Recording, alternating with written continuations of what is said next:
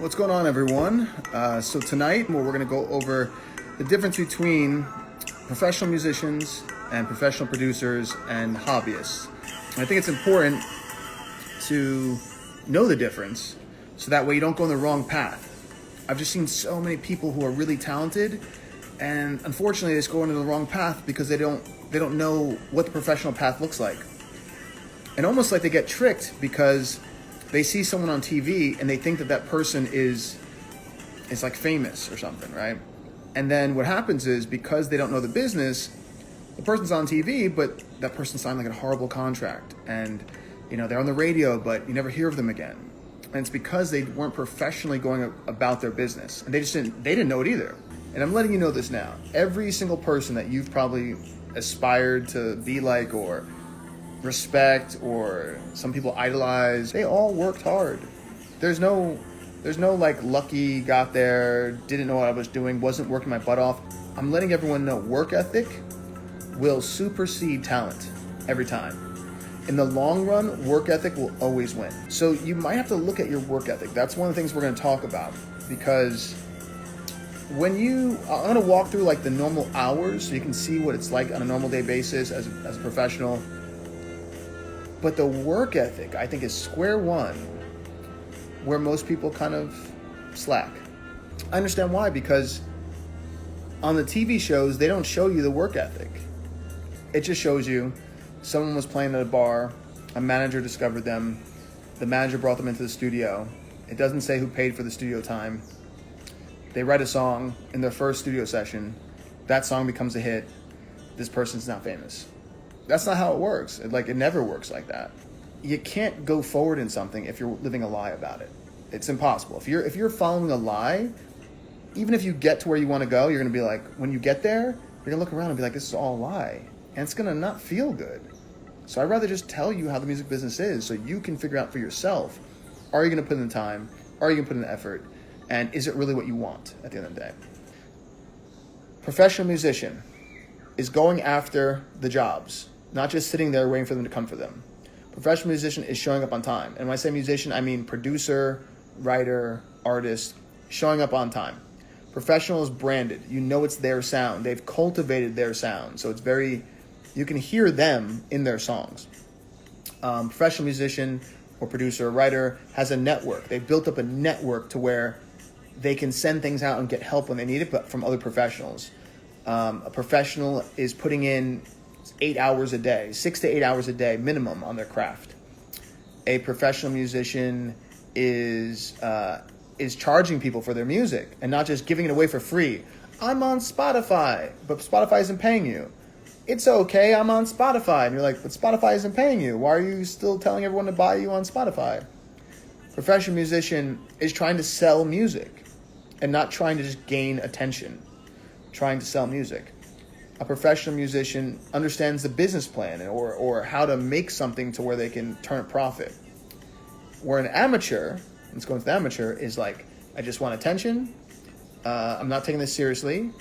If I make it, it's this attitude of like, well, if I make it, it was meant to be, which is the biggest cop-out in the world. You're never going to make it if you think that way. I've been in this business for 15 years. I've never seen anyone make it with that thought process. Not one person. Not one person has said, oh, if it just happens to me. No, everyone's working their ass off. Everyone's in studios late nights, long hours. But more importantly, you're doing it because you love it. You're with your friends making music. Like, here's the deal. When you're around other talented people, this business is extremely fun. You're hanging out sometimes till 4 o'clock in the morning with friends making music instead of watching TV. And then you have a network. So when you get your songs done, you give it to your network and then they sell it. That is fun. You're learning from other people who are inspiring. That's fun. There's no middle class in the business. It's like the top 1-2% that make all the money. And then there's people who make under $25,000. So it goes 6 figures and up, no one in the middle really, and like not a big number, and then everyone who makes under $25,000. Because the people who make over in that 2% are people who heard the word no a lot. We've all heard the word no. We all heard it's not good enough, the song's not good enough, it needs work, da da da. And we all went, cool, and we made it better. The people who don't make over that income are the people who hear the word no, and then they fold, and they cry, and they like break under pressure. It's unfortunate because there's some really talented people who don't have enough thick skin for the business. And you can't give them thick skin. Like, I can't give you thick skin.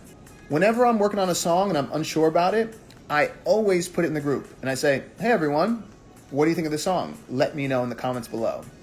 And people will come in and they'll say, Adam, change this, change that, do this, that. And I'm like, thank you. I take all their notes, I go back to the drawing board, I make it better. And then when I get it done, the song helps to make me money. It's a very simple process.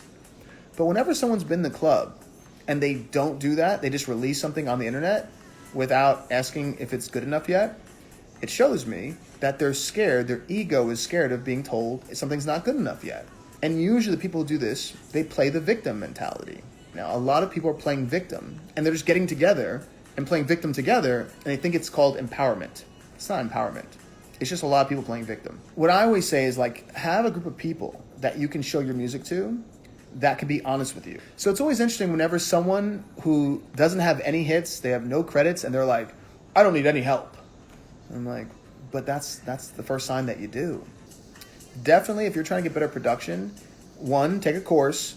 Don't take a cheap course. Everyone loves cheap courses, but they don't get you too far. More importantly, learn how to cut down your time. So spend hours just figuring out like how to become more efficient, because you'll see that you'll become so fast. And the faster you get, the more you stay in this flow state. And I think because people don't look at time as money, which you will, trust me. Like, let me give you a example. Let's say I was teaching you how to do sync, right?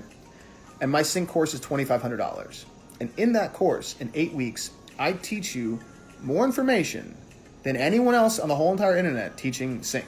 When you get a placement, you're gonna make 4 times. Like, if you make $10,000 on your first placement, $10,000 is like a good sync. It's not even a great one, it's just a good one.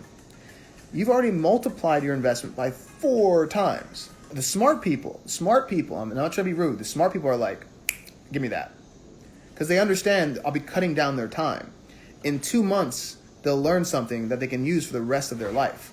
But that's a hard thing to show people because a lot of people were never taught investments. And I wasn't either growing up. It wasn't until I started working with multimillionaires, like in investments and stuff for music.